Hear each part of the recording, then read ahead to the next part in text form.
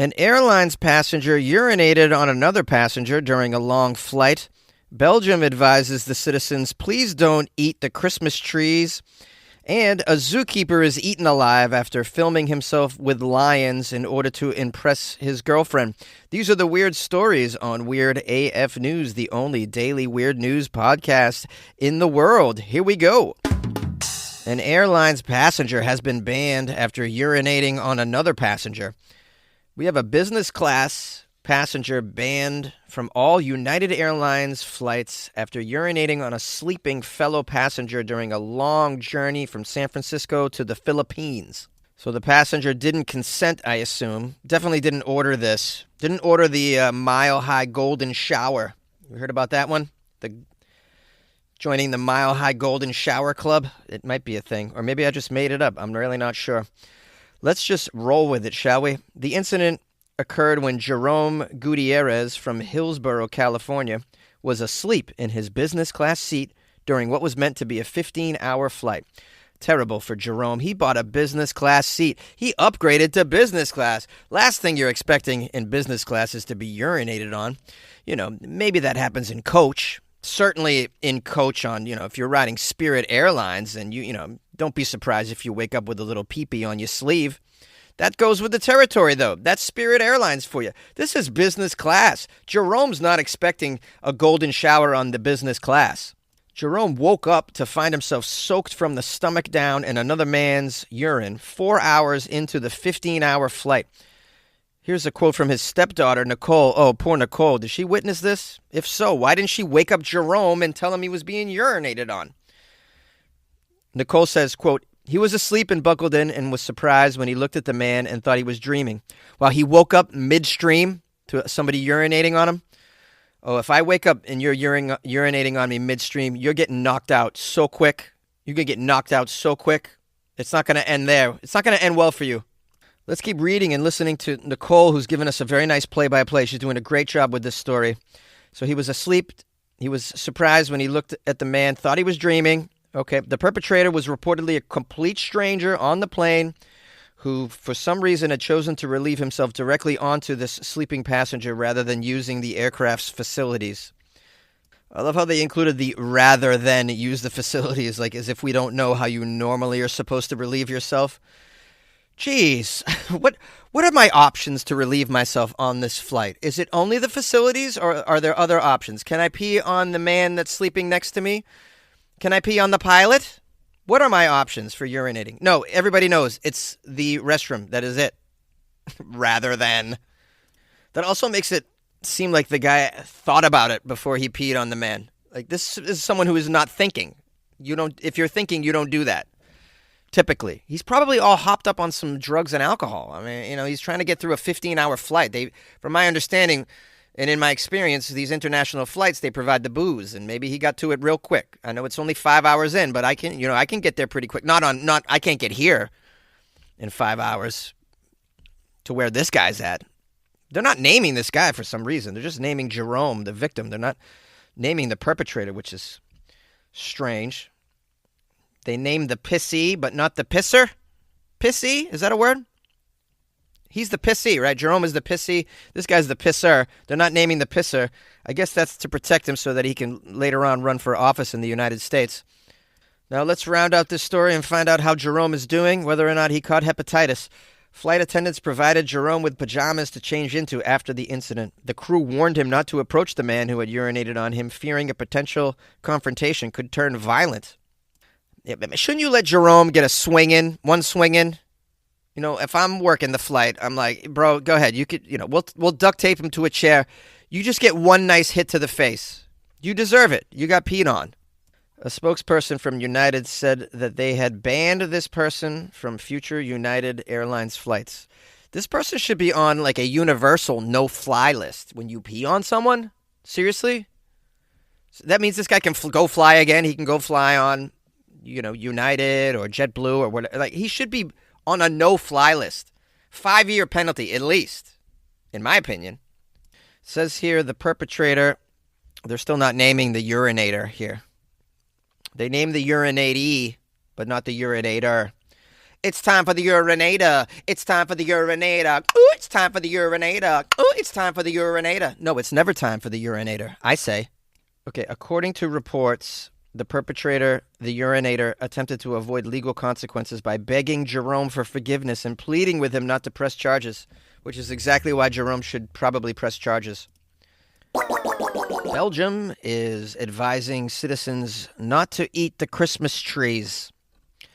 At a time when most people have probably polished off their holiday leftovers, Belgium's food agency has issued a very surprising seasonal official health warning, and that is, don't eat your Christmas tree. Oh, man, but what if I'm a giraffe, right? I want to eat my Christmas tree. If I'm a giraffe, surely. I'm very curious why you'd have to put this out, but I suppose you do. Tell people not to eat their Christmas tree. I didn't realize people were eating their Christmas tree, but times are tough. You know what I mean? I didn't even know they were edible. Yeah. I do love me that pine smell. I really do. I had some deodorant that smelled like a Christmas tree, and I never thought to eat it. But maybe these things are edible. I had no idea. They're saying not to eat it, but, you can't trust federal food agencies, can you? Remember how they tricked us with those 4 food groups? Yeah, I don't trust you, food agencies. If the food agency tells me not to eat something, I'm gonna dig deeper. Let's find out if Christmas trees really are edible. Turns out that Belgium issued this warning not to eat Christmas trees after one particular city called Ghent raised eyebrows by posting tips for recycling these Christmas trees on the dinner table. Pointing with enthusiasm to examples from Scandinavia, the website suggested that these Christmas tree needles could be stripped, blanched, and dried for use in making such things as flavored butter. Oh, did you eat your Christmas butter? Darling, eat the Christmas butter on the crumpets. I highly recommend Dorothy's Christmas butter on the crumpets. Asked what they thought of the idea, the reply from Belgium's Federal Agency for Food Chain Security was a resounding, "No, don't eat this Christmas tree." What's the matter? You don't eat the Christmas butter? What's the matter? Aren't you in the Christmas spirit? Wait till you try my mistletoe scones. You're going to go bananas. The exact statement that Belgium made was, quote, "Christmas trees are not destined to enter our food chain. There is no way to ensure that eating Christmas trees is safe either for people or animals." They cited the likely presence of pesticides on most trees that are cultivated. What's more, there is no easy way for consumers to tell if Christmas trees have been treated with flame retardant. That's not a very nice word, right? And not knowing that you don't need to call some flames retardant, all right? It's not their fault. Word on the streets is they would like to be called mentally challenged flames, okay? Just stating this here on Weird AF News. This is how I do it on Weird AF News, all right? I don't want to offend any of the subgroups in our culture. Okay, so these Christmas trees have been treated with this stuff. Yeah, you probably don't want to eat leaves or any vegetation that's been treated with pesticides or flame retardant. Not knowing this can have serious, even fatal consequences. In short, there are many reasons not to promote nor encourage the reuse of Christmas trees on the dinner table, according to Belgium, and they made this statement, and they're very serious about it. So don't just think you can pick off those little pine needles and put them on your potatoes. I know it looks like rosemary. It is not. I heard you could make a tea out of it, though. That's pretty good. No, I'm not desperate for tea. Tea's very cheap these days, so no need to go to those lengths with the tea. I did, in my Googling, come across a candied pine cone recipe. I'm not sure I trust that. Sounds like something that starving Russians would be into. All right, I did a Google question. What part of the Christmas tree can you eat? I got an answer here that I don't know if I trust, but this woman named Julia is the author of a book called How to Eat Your Christmas Tree. Any of you heard of this book? Julia, according to Julia, the author of How to Eat a Christmas Tree. How to Eat Your Christmas Tree. There's something for everybody out there. Whatever you're into, there's a book on it. There's a documentary on it. Julia says you can pretty much eat the whole thing. You can use the needles as you would use rosemary or bay leaves for flavor. She recommends wearing gloves to handle a spruce tree because they can be quite spiky. You know, look I'm not averse to trying like some alcoholic beverage made out of pine. I can't see putting that in my salad though. This just isn't happening. Julia says you can though, and hey, maybe you can, and if you can, you know, do so with caution. I'm all for recycling Christmas trees because I just hate to see, you know, whole at one time live Christmas trees just discarded on the sidewalk after Christmas. It's so sad to me that you cut down this great, beautiful living thing. It probably took 7 years to grow that size. Right? It used all sorts of resources in the soil. It's pretty. It's great. It's a lovely tree. Nature does beautiful things. Nature's little boner, a Christmas tree. And then you take it and you put it in your house around heat. Around heat. You water it sometimes if you can remember. It just sits there and slowly dries out and dies. It's just the poor tree's got no life, right? It sits there. It's been in the forest. It's beautiful. It's looking forward to the snowy season once again because it likes snow. Doesn't like heat, by the way. It doesn't like central heat, from my understanding. And it sits there and watches the family get bombed and open up stupid gifts in this commercial society that we live in. And it's like, what is going on? And why is no one giving me some eggnog? I'd like some eggnog. And then a week after, they just pull it out and chuck it on the side of the road. It's just horrible. It's a horrible way to treat nature's living things. So, you know, I'm pro fake tree. I don't think you should be chopping down. It's just such silly behavior. It always has been to me. I've never understood it. However, if you're gonna have a real tree, recycle the damn thing. Make it mulch for your yard or something. Or if you can eat the damn thing, like Julia says, I don't know. Look, I don't condone eating the Christmas tree. All right, disclaimer. Weird AF News nor Jonesy condones just eating your Christmas tree without an education. All right, you got to educate yourself first. Contact your doctor. What do they say? They always say like consult your physician before you do so, and maybe read Julia's book, How to Eat Your Christmas Tree. Don't ask RFK if you can eat a Christmas tree. He's going to say profoundly yes. A zookeeper is eaten alive after filming himself with lions in order to impress his girlfriend. Warning: the following content might be distressing. A zookeeper filmed himself trying to recapture 3 lions that had escaped into a courtyard in order to impress his girlfriend before, unfortunately, the wild animals suddenly attacked and ate the boyfriend. This foolish man, who I assume now is a Darwin Award nominee, goes by the name F. Iriskulov. Just the initial F. I'll call him Dumb Effer. Dumb Effer is aged 44. There's a video in which he is seen unlocking a padlock to the area at a private zoo called the Lion Park. This is in Uzbekistan at 5 a.m. during his night shift. He's a zookeeper. He lives there. He has the keys.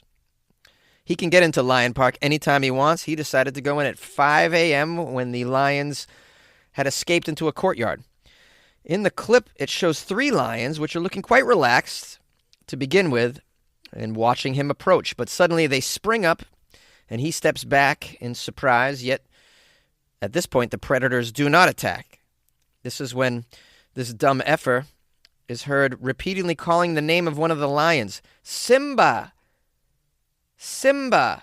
Time and again he tells the wild animal, Simba! Simba, be quiet! Simba, be quiet! Now keep in mind this dumb effer was making a video of all of this, capturing it for his girlfriend to give to her, to impress her. At some point in the video, 2 minutes in, the lions attacked. The man is heard screaming.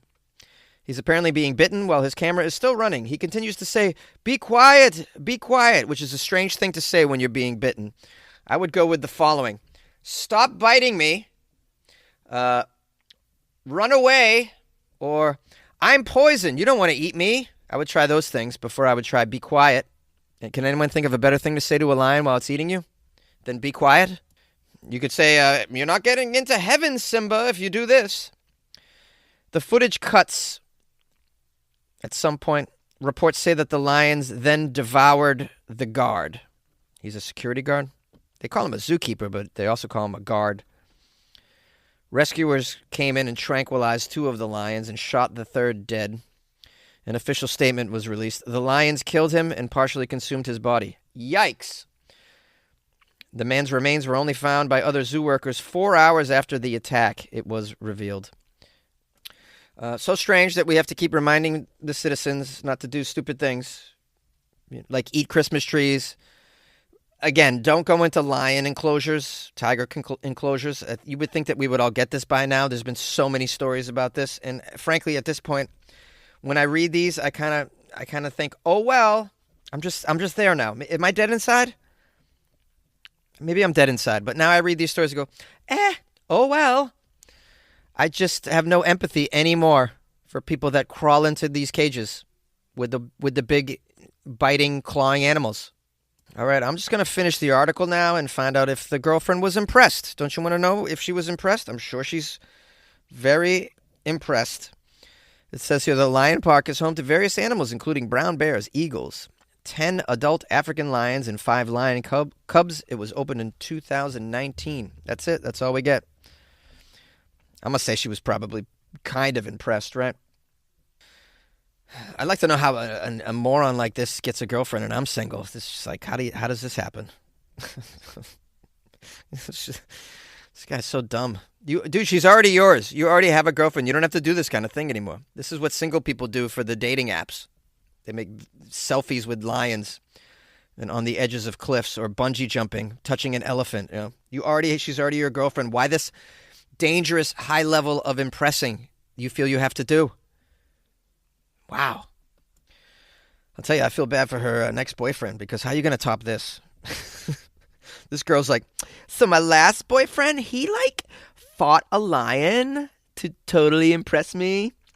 So what are you going to do? Oh, Pod Daddy. Good luck with your life, man. Hi, everybody. How are you? This is your host, Jonesy. Thank you for spending some time with me and my podcast, Weird AF News. Please consider subscribing to the show if you haven't. If you're listening on Spotify, I'd appreciate it if you gave it 5 stars. I think you gave 5 stars, right? 5 stars? Or a thumbs up? Something like that. No, I think it's 5 stars you can give it. It only takes a second, by the way. You don't write a review or anything. You just give the stars and move on with your life. I'd really appreciate that anyways. It really helps the podcast. I think it helps the podcast get exposure on Spotify, which is kind of a platform that I need exposure on. So thank you for that. A lot of you have reached out to me, being that I'm in the Los Angeles area and there's fires and whatnot going on, and asked if I'm okay. I'm actually in this safe space tucked between 2 major fires. And so far, so good. There's a highway that is a barrier between the fires and where I live. If the fire happens to jump the highway, I'll have to evacuate, but so far, so good. The only thing that has happened that's been a little bit of a calamity for me was last night a tree branch fell on my car while I was driving on the highway. Quite a large tree branch, by the way. We're dealing with these really high winds right now. This is why the fires are so deadly. The Santa Ana winds, I'm sure you've heard of them, but they come up from Santa Ana, and usually they don't hit us so hard up here, but they're really strong right now the past couple of days. So it's blowing trees down, power lines down. It's blowing all kinds of stuff. So anyways, I made the mistake of going out last night. I wanted to go to a comedy club because I've been sick. I've been indoors. I've had cabin fever. I said, you know what? It's very windy outside. But I'll be in a car. Maybe I'll be okay. So I go out. I'm not going to walk in that crap. Are you kidding me? I'll get hit with somebody's recycling bucket. So then I drive my car, and of course, I'm not 2.5 miles from my house, and this tree branch, big one, just falls out of the sky, lands smack dab in the center of my windshield, of all places, on me. I'm driving 55 miles an hour, by the way. This is on a freeway. Anyways, it's a miracle that I was able to still maintain calmness and without even really being able to see out my window, managed to get to the side of the road without being smashed, rear-ended by other cars coming behind me, also going 60 miles an hour. Anyways, I'm okay. My car is not. So I'm going to be without a car for a few days, unfortunately, until we figured this out. But it's really crazy. But I'm grateful because it could have been worse. I don't have a scratch on me. Despite tons of glass just flying into my face, I have no scratch. It's a miracle that I'm unscathed. So I'm really, really grateful for that. I have to say. And at the end of the way, it's just a car. It's just a thing. Things come and go in our lives. That's not what's important. What's important is our health, our friends, this sort of stuff. So yeah, I'll figure out the car situation. I'm just happy to have my health and to be able to walk away without a hitch. Very, very grateful. And hopefully my apartment won't burn down by the weekend. So we're fingers crossed on that. But I got some things packed. I'm ready to go. I don't own a lot of things that are really worth anything. I have a camera that I like and a laptop that I like. Other than that, there's really not much that I mean, all these clothes I own were bought at a Goodwill, most of them. I can just chuck these in a fire. Who gives a damn? I'll probably grab my rice cooker because I love my rice cooker.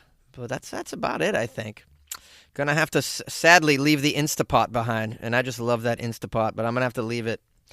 I only got 2 hands, man. Anyways, if you want to support your buddy Jonesy and the Weird AF News podcast or help me pay to get my windshield replaced and other things, my website's weirdafnews.com, and you can join the Patreon or buy me a coffee or do a PayPal donation if you'd like. You can also join the Patreon by going to patreon.com/weirdafnews. Why should I join the Patreon, Jonesy? Well, because it's like buying me a cup of coffee every month. Also, once you're in the Patreon, you get to be witness to some weird things that I put in there. Like, for instance, I don't know, photos of my wrecked car that I put in last night after it happened. I mean, that's pretty cool, right? Who wouldn't want that? So consider joining the Patreon today.